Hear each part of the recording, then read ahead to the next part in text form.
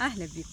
أيامات التالي قابلت صديقاتي بالطبيعة كي نتقابلوا فاش نقراو ولا فاش نتفرجوا نقعدوا نحكي ونبدلوا حاسيلو المعلومات الباهية على حاجات نجموا نتفرهدوا بهم ونعملوا بهم جو.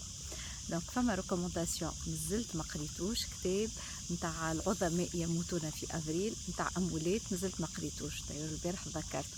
وفما ريكومونداسيون ثانيه نتاع سيري على شاهد مجانيه غراتويتمون تفتق بروبوزيتها لي هيام يظهر لي هيامي اسمها الهرشه السابعه تحكي على المشاكل نتاع العائله ونتاع الكوبل وكل. بعد 7 سنين متاع عرس ما كنتش نعرف على الحكايه مي ابارامون فما دي زيتود تخدموا عليها. حسيلو تفتق السيري شنو اللي شخت عليه انا عندي برشا ما تفرجتش في سيريات ولا افلام مصريه.